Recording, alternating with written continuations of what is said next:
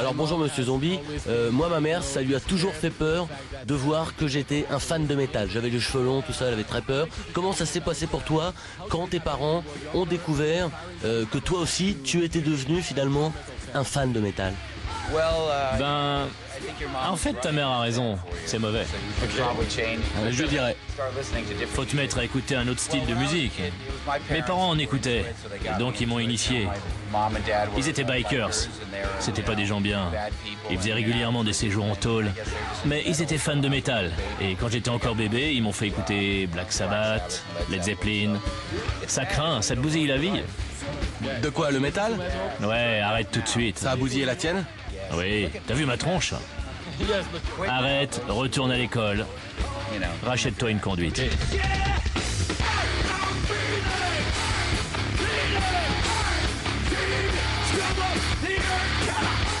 Tu fais une carrière réussie dans le cinéma depuis une dizaine d'années. Est-ce que pour toi, il y a un point commun entre le fait d'être scénariste et réalisateur de films d'horreur et d'autre part, chanteur de heavy metal?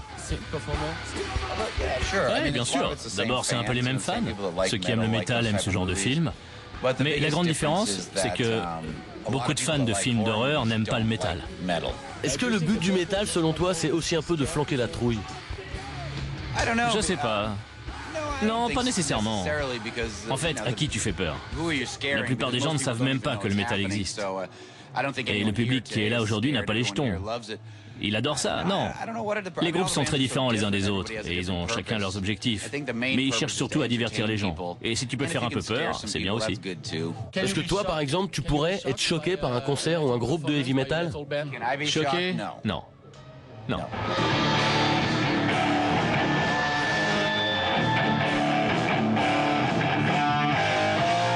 Il pourrait pas être choqué ou qu'il a pas peur, Rob Zombie, mais je sais pas s'il ferait la même tête si on l'emmenait au concert de Ghost. Parce qu'il est à qui ce gros nez, turlututu, chapeau pointu? Il est au chanteur de Ghost, un groupe suédois qui reprend tous les codes visuels du black metal, mais avec un son moins violent. Les membres de Ghost n'ont d'ailleurs jamais montré leur vrai visage, un peu comme ceux de Daft Punk ou Gérard Manset. Voilà, Ghost c'est un peu les Gérard Manset du black metal.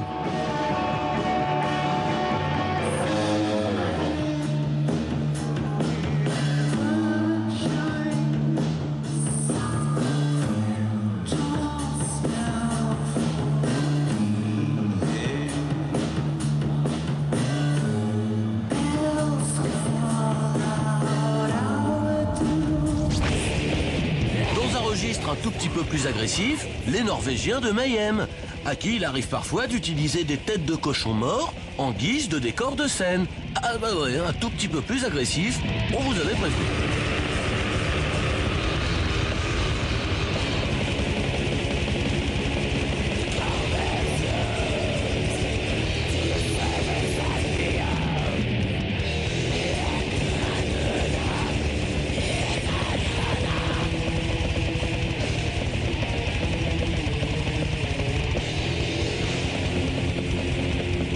Avec Attila, qui est le chanteur de Mayhem. Hello Attila. Hello. Salut les gars, je suis ravi d'être au Hellfest. Attila, est-ce que tu comprends pourquoi tant de gens n'arrivent pas à capter le second degré dans le métal et surtout même dans le black metal?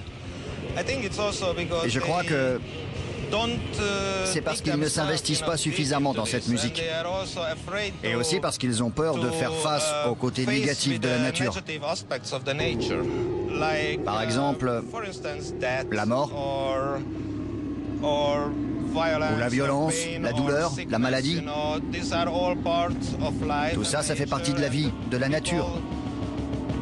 Mais les gens n'en tiennent pas compte. Je crois que c'est pour ça qu'ils n'arrivent pas à comprendre l'idée maîtresse qu'il y a derrière notre musique.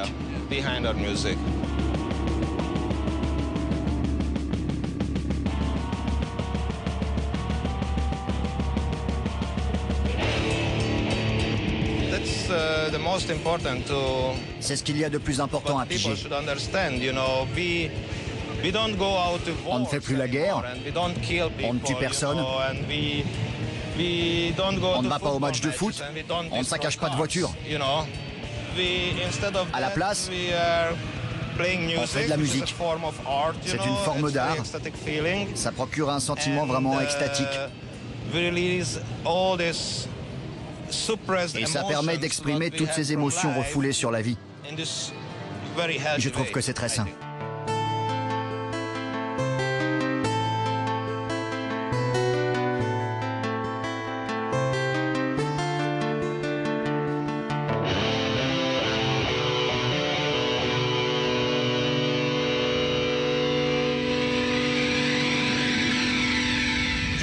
Du métal et encore du métal, des groupes essentiellement dont le nom est composé de lettres, mais pas que, puisque cette année, on a également un groupe dont le nom est composé exclusivement de chiffres, comme quoi le Hellfest c'est aussi ça, des chiffres et des lettres. Alors ce groupe c'est 1349, mais c'est 1350 moins 1, oui mais pas que, c'est aussi l'année qui fait référence à l'année de la Grande Peste Noire évidemment, hein, souvenez-vous, la Grande Peste Noire qu'on embrasse bien fort. La preuve tout de suite avec 1349.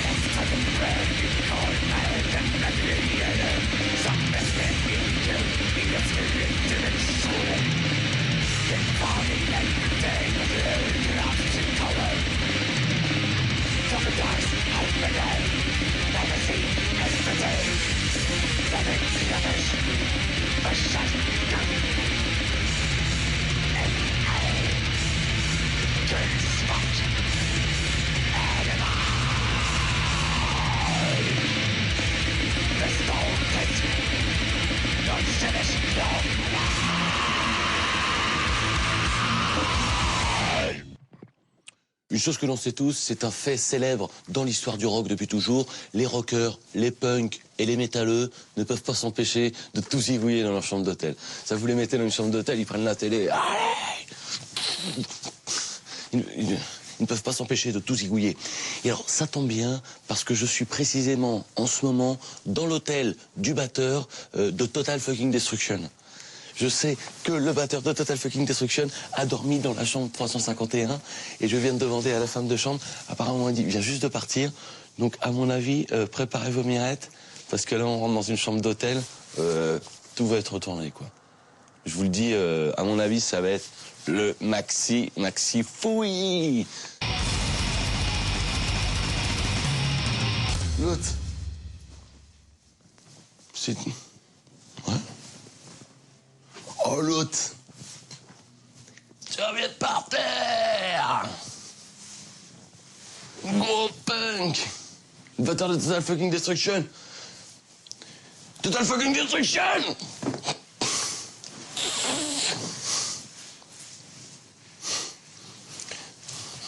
Anarchie.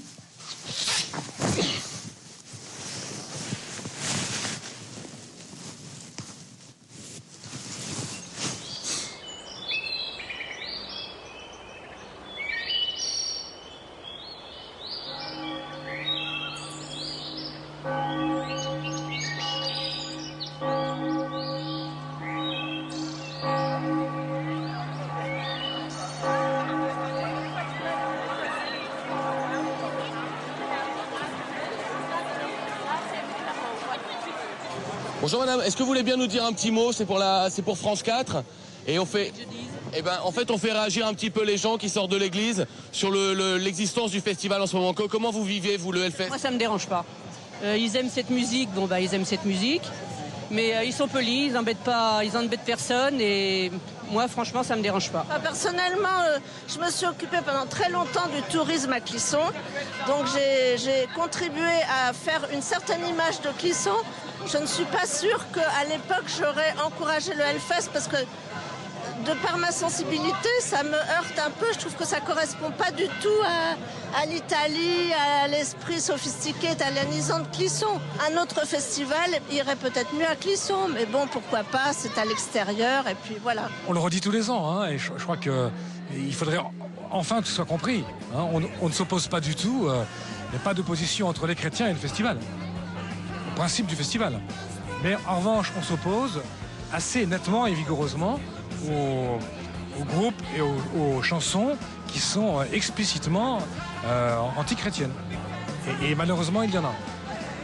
Voilà, nous avons demandé aux organisateurs de les retirer, ils ne l'ont pas fait. Ils ont eu la sagesse de retirer des chants antisémites. Ils auraient la sagesse de le faire pour des chants anti-musulmans. On leur demande d'avoir la sagesse de le faire pour des chants anti-chrétiens.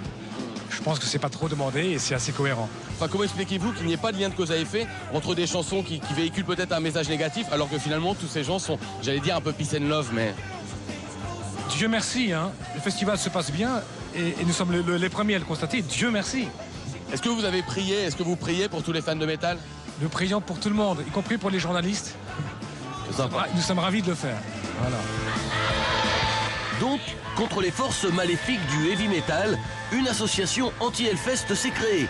À sa tête, Jean-Yves Rinaud, fondateur du blog Provoque Hellfest, ça suffit, avec qui chaque année, il se donne pour mission de purger la programmation du festival de ses groupes les plus extrêmes.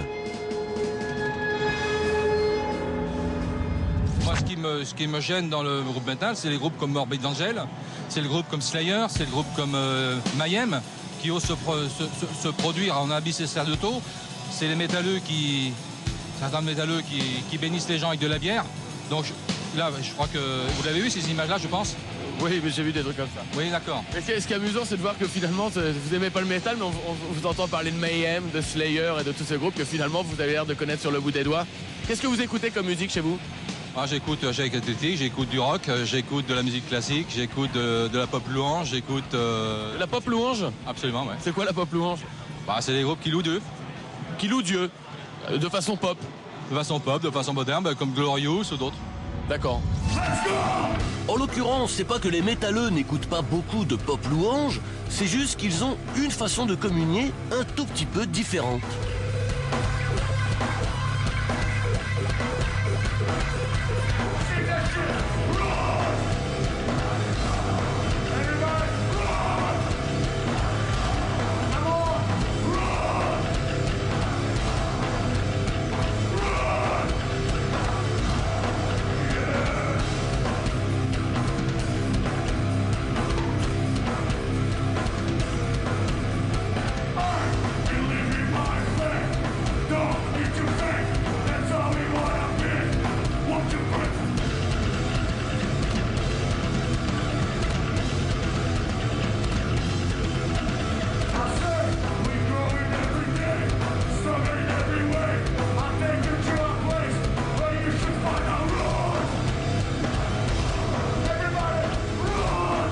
Ancien chanteur des mythiques Sepultura, le Brésilien Max Cavalera, aujourd'hui leader de Cavalera Conspiracy, ne fait pas secret de sa foi en Dieu.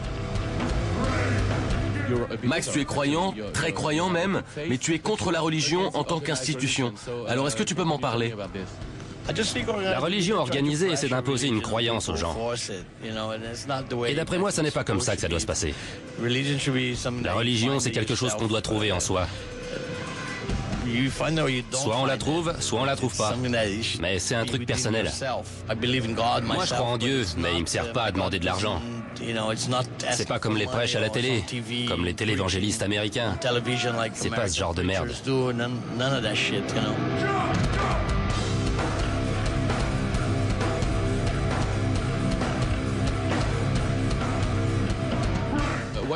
Max, qu'est-ce que tu dirais pour convaincre ma mère que le métal, c'est pas une musique si effrayante et que les amateurs de métal sont des gens vraiment cool?